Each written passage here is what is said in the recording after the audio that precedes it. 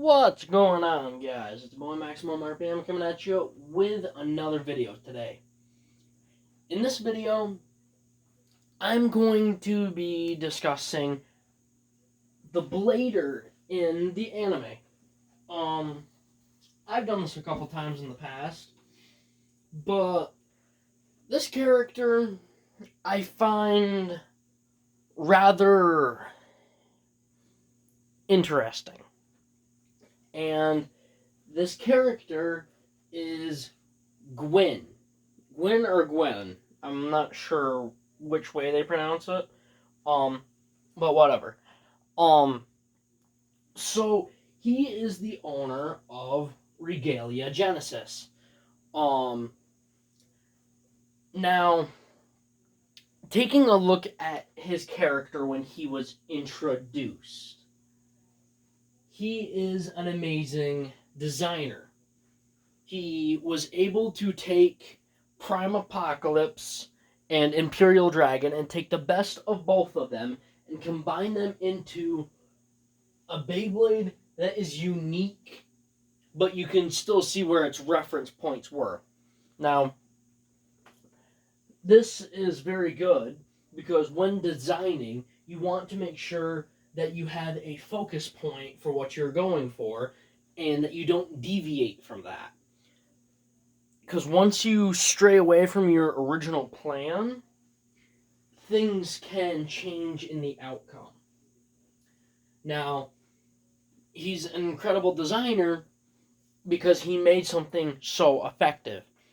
Now, as far as natural talent goes, in the beginning, he has no natural talent. He is an incredibly weak blader. He's like Kenny from the old plastic generation. Except Kenny was actually useful and was both a good designer and he wasn't too bad in battles. He almost beat Tala. That's a different topic for a different time. I'm just using him as a reference point. Now, Gwen, his first battle was not won by his strength. It was won by the power that his Beyblade contained in his design. Regalia Genesis activates its driver, hybrid, which causes Regalia Genesis to increase its speed, its rotation speed, and strength. His strength comes from his bay. But as he moves on, he picks up very quickly. He's a character that can adapt to his scenarios very quickly. But he focuses only on what he believes is attainable. Now, what he believes is what he can generate in an analysis is going to be the exact outcome. This is where he is a weak blader and character. Like, he thought that Imperial Dragon would break. And he becomes frustrated when he realizes that he was wrong. I don't believe he wanted to break Dragon at first. But once he realized that his plan was going, or that his analysis was incorrect, he forcefully tried to break Dragon.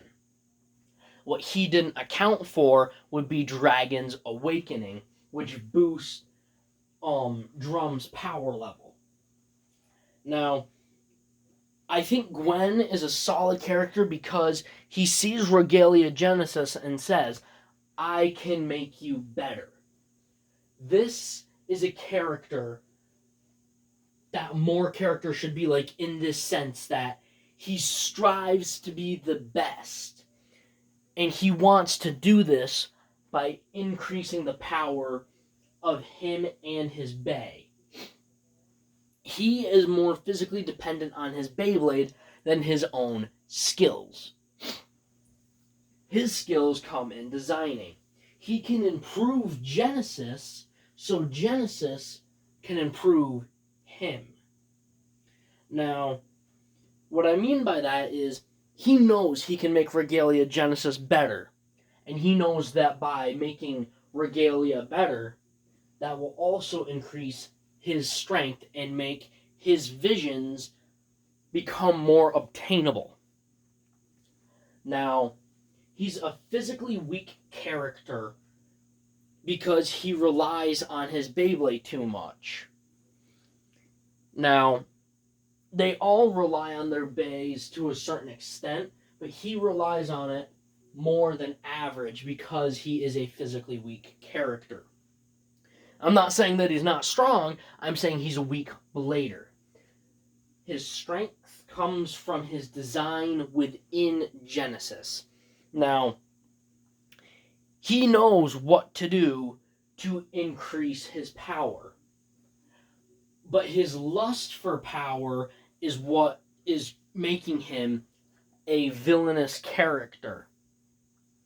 Now, since he wasn't able to break Dragon like his analysis said, we know the new design for Regalia Genesis. I don't remember what they're calling the new one. Was it like Imperial? Was it like Imperial Genesis or something like that? I don't remember what its name was. But we can see that its attack power will be increased due to the raised attack ring. Now, you can see he's trying to increase his power, and since he wasn't able to do something, he's going to specifically design Genesis to fix where he failed. And I believe he is going to become very close. I think by the time everything is said and done, Genesis will have broken something. I don't know if it's going to be Dragon. I almost think Ashura, because Amane has been a less significant character, and I feel like they're going to have him become more significant through a break or something. That's just an oddball theory that I'm throwing out there. That there's no science. Like there's nothing solid behind that theory at all. That's just me thinking out loud. I think he's going to break something or some bay. But his lust for power is what is driving him to become this more evil-based character. I believe he has goodness in his heart, but once he realized the power that he contains and has the potential to obtain, he now is power hungry. This will ultimately lead to his downfall. We've seen this in history, actual history. People's lust for power causes a power increase, which at the end of it leads his power to spiral out of control. That is my theory. There's no background behind this. I'm just taking it as I see it. I believe Gwen will lose because of his lust for power. Now, do I think he's a bad character? Yes and no. He's a good character in the sense that he wants to become better, and he wants to perfect his Beyblade. Where I don't like his character, he's trying to make his Beyblade better for his own good, but also his lust for power is corrupting him and making him a lesser character. And we can see this back in the old... What the heck was that? Something just buzzed. We can see this back in the old Plastic Gen when Kai's friend Wyatt gets Cyber Dronzer. he wants more power, and this ends up corrupting him. Now, for something that might be a little bit more relevant, it's like how Anakin Skywalker wanted to become more powerful. This turned into Darth Vader, which caused a loss of what he loved. His power spiraled out of control. This is what is going to happen to Gwen. So, there's my rundown of Regalia, Genesis, and Gwen, and how I see the series ending up with him. Now, I want to touch briefly on this Arthur. His character was recently defeated by Delta and Master Diabolos. Now, not only was he beat, but he was burst. And his Beyblade is quote-unquote unburstable. And now that he realizes that his power isn't as significant, he is going to become more powerful and more dangerous than ever. These two characters, I believe, will face each other at one point. There's my rundown. Take it and leave it as you want. Do whatever you want with this information. Completely disregard it or take it all in. I really don't care. If you guys like my theory, let me know what you think about it.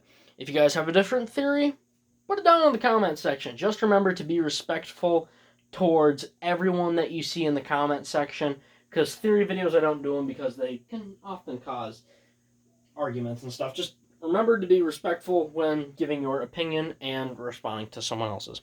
Alright guys, that's about it. Like, comment, subscribe, and as always, I hope that this video makes your day just a little bit better. Live life to the max and stay awesome. Live life to the max and have fries.